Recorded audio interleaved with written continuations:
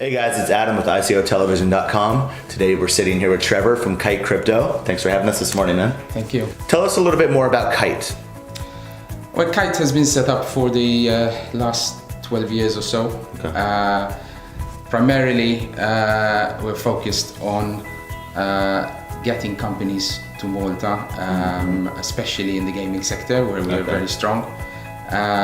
We've set them up with the company setups, but we continue supporting them with all their compliance requirements. Okay. So it is not just getting them here, setting them up, and then letting them do their own thing, but we're also supporting them throughout the whole process, whether it is, like I said, the compliance, their bookkeeping, accounting, legal, and all the tech support and all that comes with it. Okay.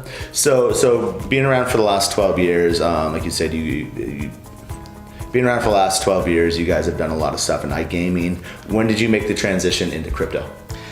Well, actually, our service lines have developed according to the needs of our clients. So we started seeing that companies that start in gaming then go on to set up other businesses or get into different industries. So for example, we have assisted clients in getting their gaming license, gaming operators getting their gaming license. We've assisted the payment industry to get financial institution licenses. Okay. And then our services grew around the needs of those entities. So if an entity requires to have strong AML requirements, for example, then we build a team specifically to support and to service those entities. So it's based on the needs of the company itself.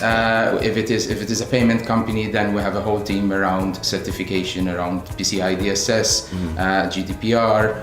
We have a team around testing for information security, so we have penetration testing services. Okay. So we're developing the company. We started small, and now we're growing at a steady pace, and it's all revolving around the needs of the customer. Okay. So in fact, Kyte Crypto is actually our recent development, which is hoping to assist those clients that are actually moving to Malta to set up whether it's the crypto, blockchain, or whatever business they have, to set up in Malta, run their operation, and especially now within a regulated environment. Okay. For a new company that wants to move to Malta because of the new regulations passing and they contact you, where do they start? What's the first thing they need to do? Yeah, actually, it's a very good question, because it's very, very important for any entity that wants to come to Malta, whether it's an individual or a business already set up, to get the right help. You know, so first of all, and we even when they come to us, you know, we tell them, make sure to go ask around, you know, because we want to make sure that you make the right choice in terms of what advisors, what consultants you appoint. And once they come to us, we want to give them the assurance that we're supporting them throughout the whole process. So we'll obviously the first step is to incorporate the company. Of course. So we get them set up, and the company is usually up and running within days. Okay. And then we proceed to, you know, the advisory side of things. The team responsible for the accounting, bookkeeping, then that triggers their own work in the background, and so do the tax and the compliance departments. So all these come together, some of them in the background, some of them in the foreground, but they all come together to support the company throughout the entire life cycle. Okay. A lot of new companies that might be moving here are probably going to be more in the startup phase. Right now we're seeing a lot of more established companies, but I think as the regulations continue to roll out, we'll see a lot more startups here. So for startups in the crypto and blockchain space, there's already been a lot of work done behind the scenes on their end. So what are some considerations they need to think about before deciding to move to Malta? And what do you think their first steps are going to be when they get here?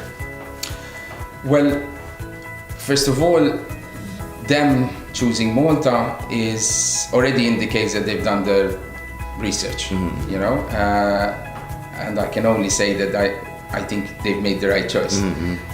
Being a Maltese person myself, I would tend to think that's the right choice.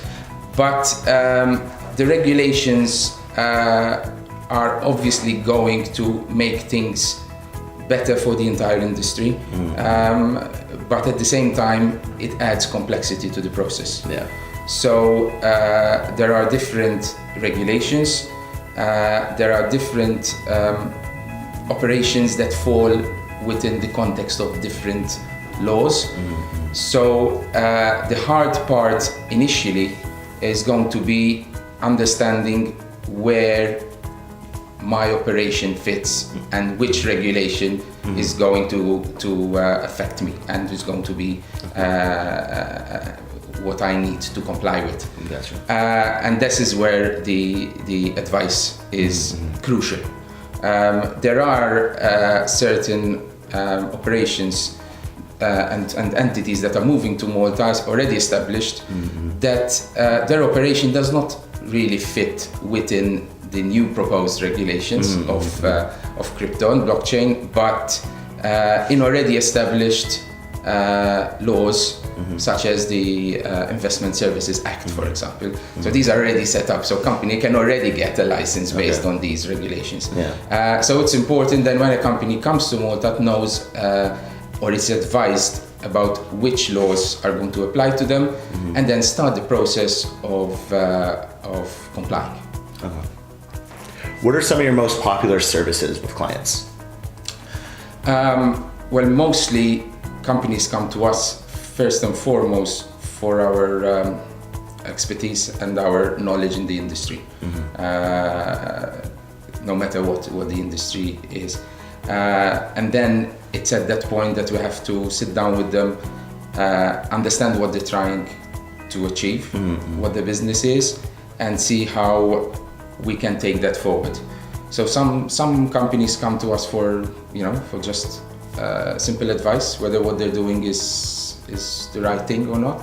Some come to us literally for everything. So like I was saying before, the intention is that we're developing our services so that we can provide a one-stop shop. So when someone comes to us for advice on something, they know that if they need assistance in the corporate services, they can get it. In tax, they can get it. In GDPR, anti-money laundering, and all this stuff. We all have it here under one roof and in a one-stop shop fashion. And we have to do it that way because companies and the regulations and compliance is getting ever more complex. So it just cannot happen that an entity wanting to move to Malta needs to speak to 5-10 different consultants on different matters.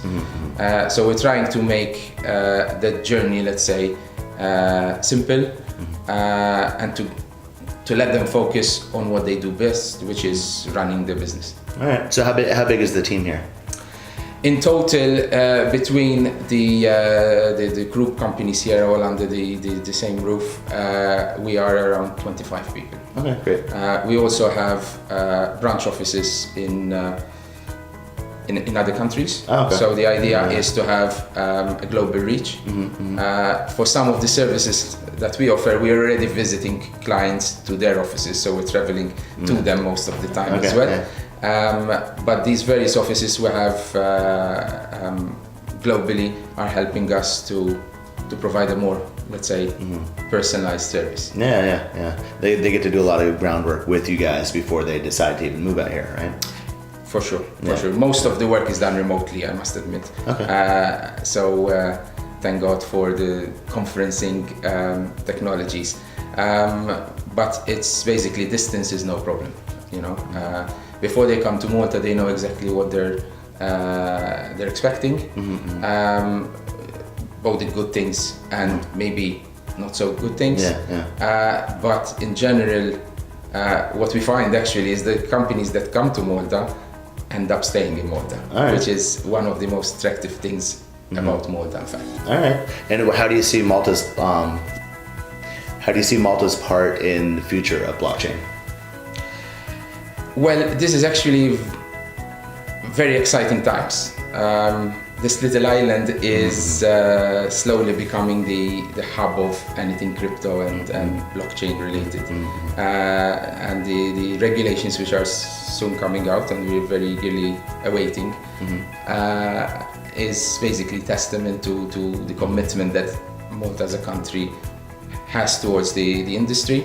And I have no doubt that in the same way that gaming was very successful in Malta for the last 10 to 15 years, this industry will have the same success. All right, great. So for all these first-time founders or maybe companies thinking about relocating, do you have any advice that you want to give them or anything to think about? No, like I said before, these companies know their business very well. So we're not here to tell them how to do it. They can probably teach us how to do their business. But it's important that they seek the right help and advice, because very often the right advice at the right time is a make or break sort of thing. We see it quite a few times, unfortunately, when a company is find themselves a bit lost just because they did not get the right advice at the right time, and very often then the opportunity is lost. So that's extremely important. Get the right advice and then just go on with your business. All right, great. Is there anything you want to tell the people at home about Kyte Crypto we may have skipped? So Kyte Crypto is a very recent addition to our, let's say, suite of services. The idea is for us to become one of the leading consultants and advisors, as we're already doing to ICOs and exchanges and other entities that in some way or another are involved in crypto or blockchain. And basically my message is speak to us, and we hope to support you through the process. For those founders that want to learn more about Kyte Crypto, where can they find you? Well, we're on most social media, but anyone going to our website, kytecrypto.com, should get all the information and all the references. And feel free to reach out. All right. Well, thank you so much for your time, Trevor. Really appreciate it. And thanks again, guys. This is Adam with ICOtelevision.com, and we'll see you on the next one.